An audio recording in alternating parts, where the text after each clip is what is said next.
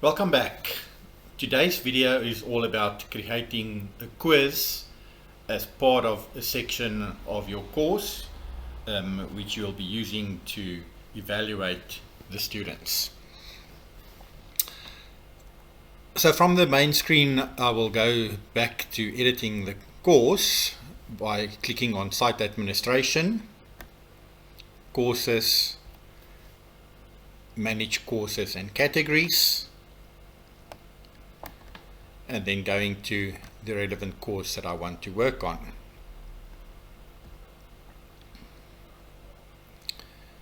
In this case, it's going to be the video capturing, editing and uploading course.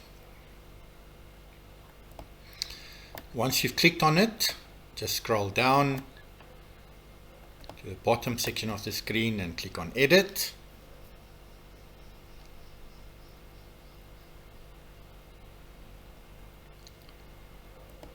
And then when the editing screen comes up, just click on the name of the course and it'll take you to the layout of that specific course.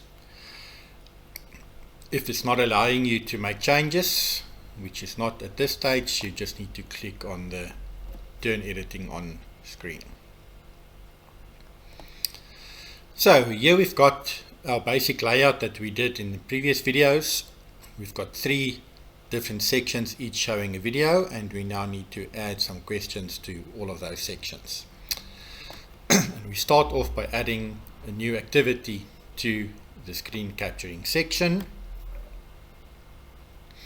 And the activity that we want to add is a quiz. So now we need to just fill in some basic detail. We need to give this quiz a name. I'm just going to call it Screen Capturing Quiz. You don't need to worry about description.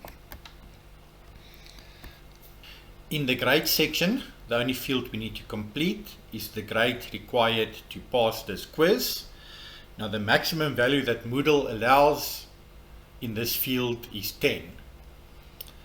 So if you're adding your questions, if you put a grade of 10 to pass, that would mean that all your questions, the points for all the questions have to add up to 10. Now you can have more than 10 questions and you can make them half a point each or even less than half, or you can just have 2 questions to make them 5 points each. But this determines basically the percentage that the person would need to pass this quiz. So if you make it 10, it means he has to get all the questions correct. If you make it 8, in effect it means he's got to get 80%. If you make it 5, it means he's got to get 50%. So on our quizzes, we work on 100% pass to pass, so the grade will be 10. Then just quickly looking at some of the other options. Under layout, you've got the choice of whether you want every question to appear on a new page or how you want to group your questions. Now, most of the quizzes that I've done, we've not had more than 5 questions. And I think to have 5 questions on one page is acceptable. So I generally set it that it's a new page for every 5 questions. But that's just personal preference. There's no right or wrong. In question behavior,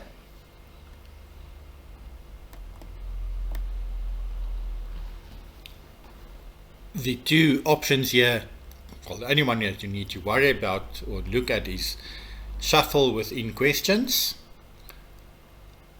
And if I just click on the help screen there, if enabled, this part, the parts making up each question will be randomly shuffled each time a student attempts the quiz, provided the option is also enabled in the question settings. This setting only applies to questions that have multiple parts, such as multiple choice or matching questions. So this will, if you have a multiple choice question, the order of the options will be shuffled each time. But you still need to specify it on the actual question as well, as you'll see later. So generally that would be yes. review options, I'm not going to change anything, but this specifies when or up to what stage the student can still change these answers before they get marked. So for example, after you press submit, it will come up with all your answers again and ask you to review them and ask them, are you sure? And this is where you can add additional levels for the student to be able to validate these answers before submitting them, or you can take away some of the opportunities to do so. Under the appearance screen, the only field you might want to change here is the decimal places in grades, although in most instances 2 will be much more than sufficient. Remember, I told you that the total point value for a quiz is 10. So if you're going to have 20 questions, then you want each question, for example, to maybe be worth half a point, so that the 20 questions add up to 10 points. And to get to half a point, you only need one decimal place, so 2 would generally be much more than sufficient unless you can have a really large number of questions.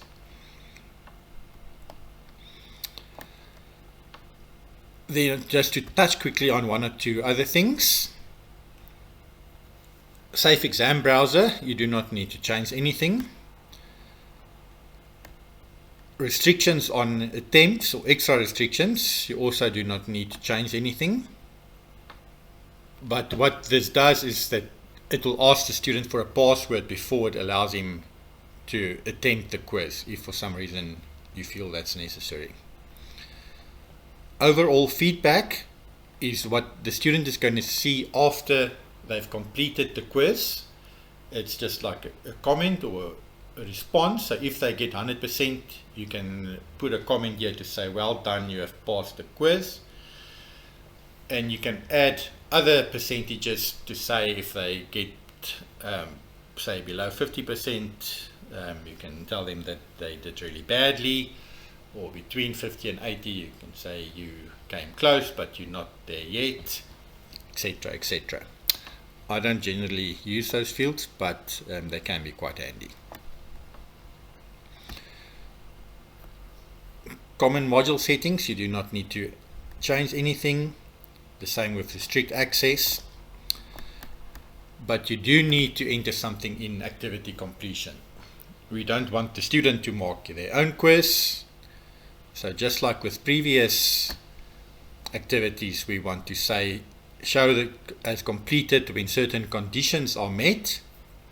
And because this is a quiz, there's now different options.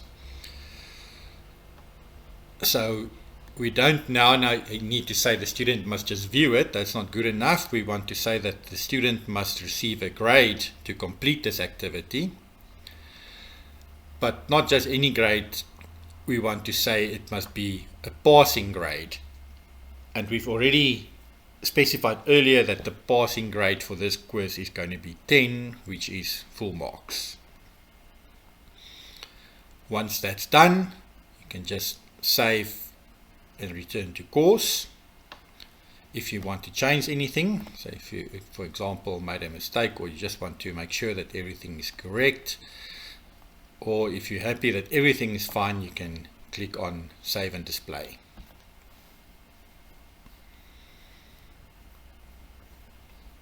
This is going to save everything that we've done, and it's going to take us to the quiz, which obviously has got no questions yet, so there's not much to show. But one of the fields you'll see on the screen is the Edit Quiz field, and that's where you will now click to go and add your questions. So looking at this new screen, on the top right hand side, it says that the maximum grade is 10. And we have said that you're going to need 10 to pass. So you have to make sure that the marks of all your questions now add up to 10.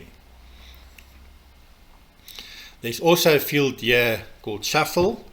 What this does is it's going to change the order of the questions in the quiz randomly. So this is not the answers to a multiple choice question being shuffled.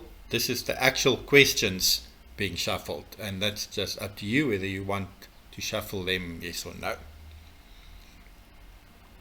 So now I'm going to add my first question, and I'll just click on the add option and then select a new question.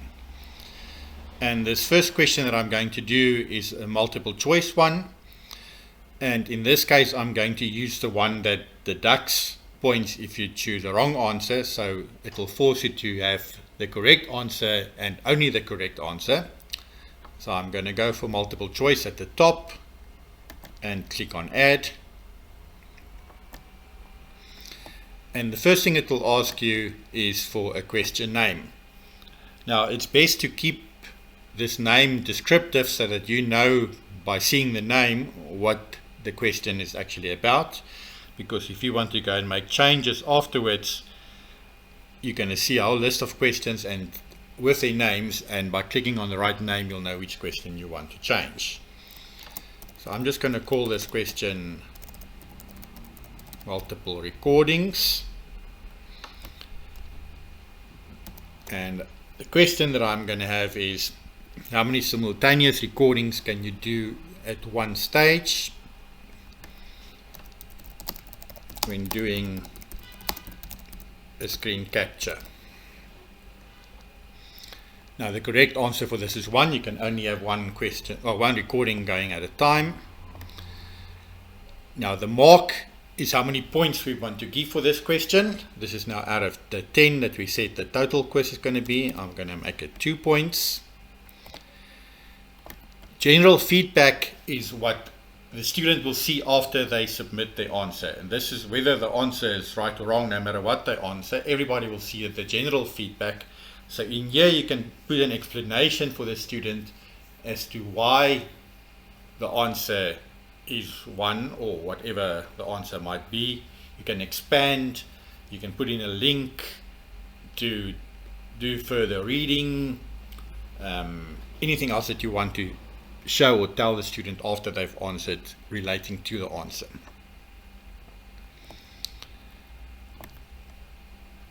Then we get to the section where it asks whether there's one or several answers. Now in this instance there's only going to be one correct answer.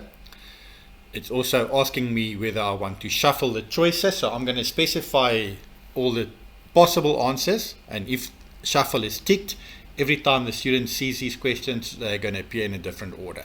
Generally I leave that on. The next field is how do you want your choices numbered. This is just personal preference. You can have it small or capital letters, you can have it numbers, you can have it Roman numericals, or you can even have no numbering and it'll just have the answers and you just tick the right one. Then you'll see a field that says show standard instructions. Now if I click on the help there, this determines whether it will show the instruction select one or select one or more before multiple choice answers. So because we said there's only one correct answer, if I say show standard instructions, then there's going to be a message to say select one correct answer.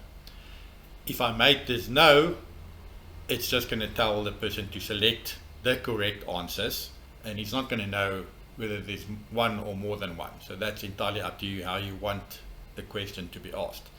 So if it was a multiple question, multiple correct answers, and you say no, again it will just say select the correct answers. But if you say yes, it's going to say select one or more. So I'm going to leave that as yes. And now we're going to put in our different possible answers. So I'm going to make the first answer 1, which is the correct answer, and that's going to give you 100% of the points. Then I'm also going to make it a possible answer of 2, which I'm going to deduct 10% for. So I'm going to go negative 10%. And the third option is going to be 3, which is also not correct. And I'm also going to make that minus 10%. Now for each of these answers, there's also a feedback field, which is the feedback that the student will see if they provide that specific answer. So if they say 1, you can, for example, say well done. If they say 2 or 3, you can explain to them in the feedback field why the answer is not correct.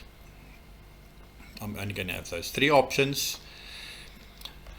By default, it allows you up to 5 different answers, but there's also a section where you can add more. So if you want going to have more than 5 options, you can add extra 3 at a time.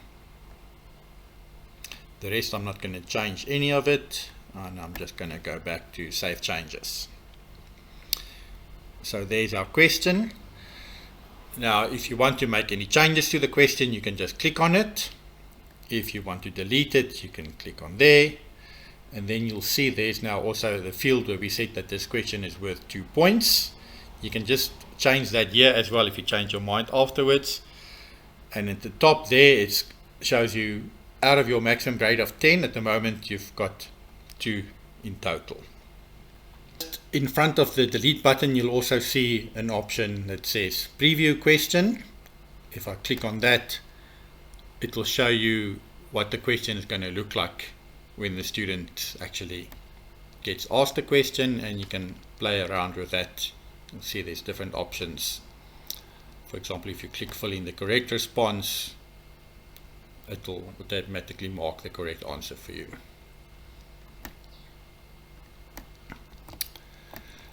Okay, jumping to my second question.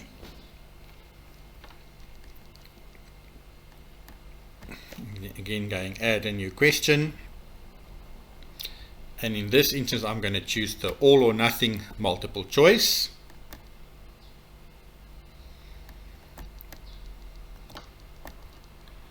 And I'm going to call my question audio mixer, and the question is going to be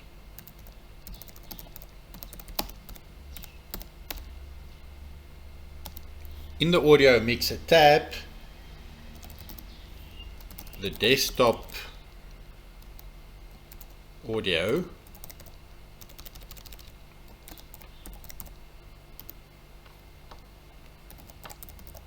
controls which of the following.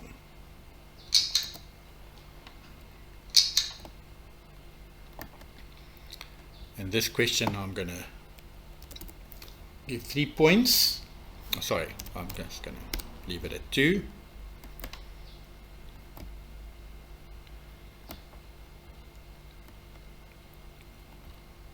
Again, I'm going to make the instructions to yes. And now with this multiple choice question, you enter all the possible answers, and for all those that are correct, you just tick the correct box. And once again, you can also give feedback for each possible answer. So my first choice is going to be your microphone, which is not correct. My second choice is going to be none of the audio, which is also not correct. My third choice is going to be your laptop speaker, which is the correct answer.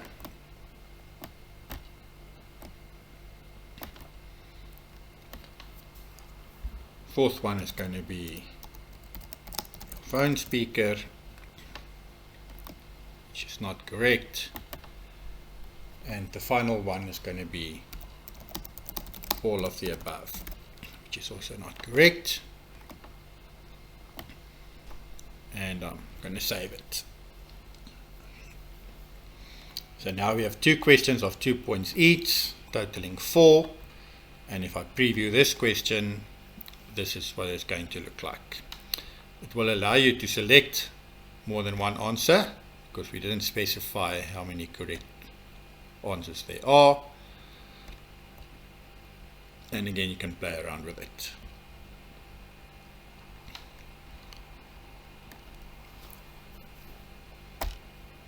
And the final one I'm just going to show you is to add a true or false question.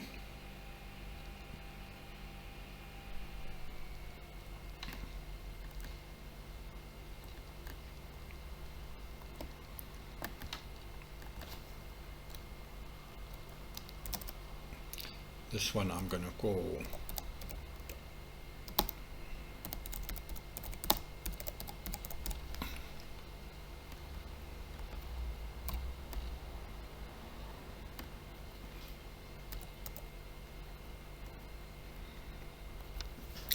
resizing the capture window. So for true or false, normally you will make a statement and the person must just say whether it's true or false.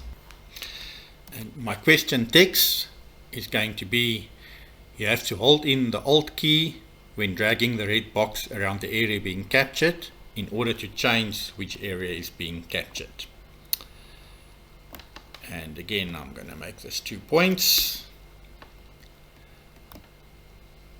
The correct answer, you just select which one of the two. In this case, the correct answer is true.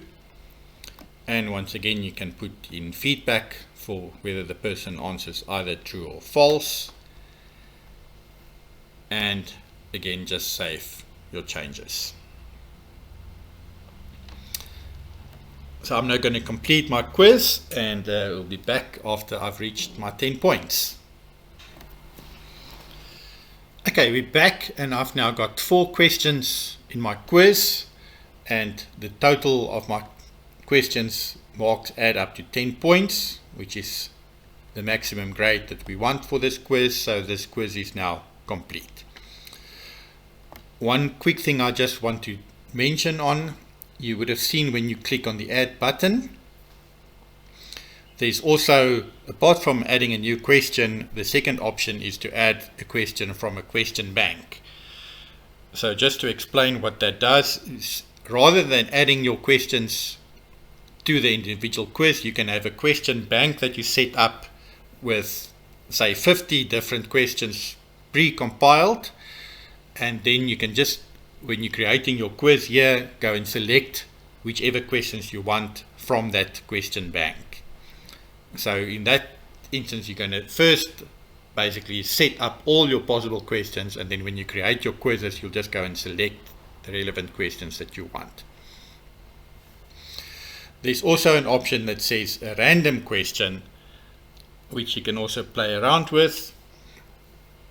It's similar to the question bank, except that you don't specify which question. You're just going to say that there's a list of 10 questions, and I want question number 5 to just be any one random question out of those 10. So the computer will choose one, so the student won't always get the same questions.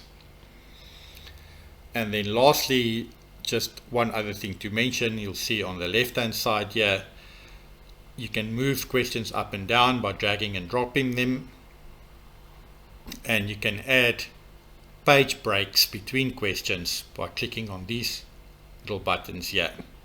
So there you would drag, and there you would add page breaks. So at the moment all the questions are on one page, because we said that there can be up to 5 questions per page. And now if I go back to my course,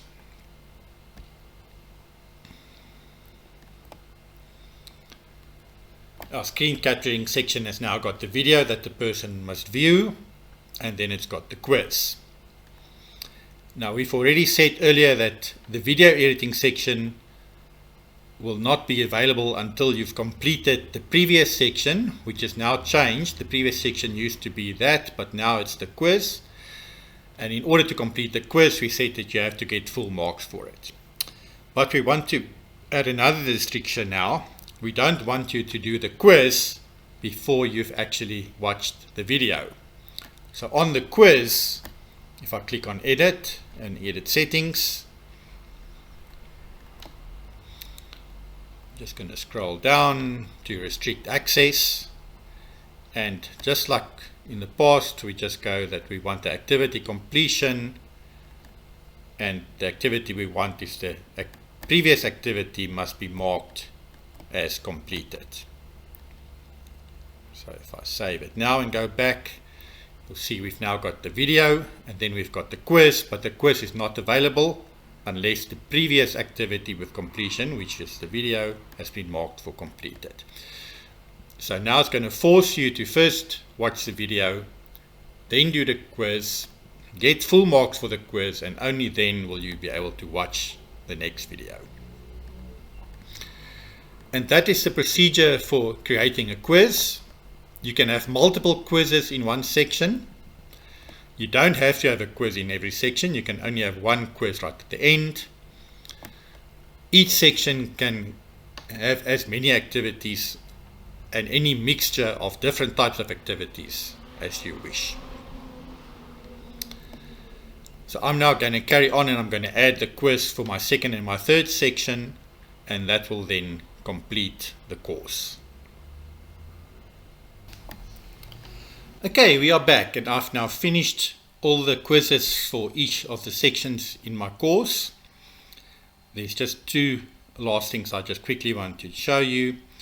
If you want to go back and make some changes to a quiz, you just click on the specific quiz name, and then when this screen comes up, you go to the settings icon on the right hand side and you click on edit quiz, and that will then bring back all your questions, and you can just click on the ones that you want to change. Then the other point I just want to make is just something I picked up while I was adding questions now. I'm going to click on this question that we added, which was a multiple choice question where we had 4 different answers, and the fifth answer was all of the above. Now this point I want to make just relates to the wording of your questions and your answers. You might recall when I captured this question, I ticked the option to say shuffle the choices, which means that the answers will appear in different orders every time. But you just need to think carefully about what exactly you made your choices, because if you've got an answer that says all of the above and you choose to shuffle the choices, then the first option might say all of the above and there's actually nothing above. So in this instance, we actually want the answers to appear in the order that I entered them, so that all of the above is always the last option. So in that case, you actually do not want to tick the option that says shuffle the choices. And that concludes creating quizzes to a course. If I go back to our course now, you'll see that we've got our first section with the quiz, the second section with a quiz, the third section with a quiz, and then the certificate, and all the relevant restrictions that's been added so that you can't access any one part of the course until the previous area has been completed. As always, please contact me if you've got any questions or if you're struggling with anything. Thank you very much.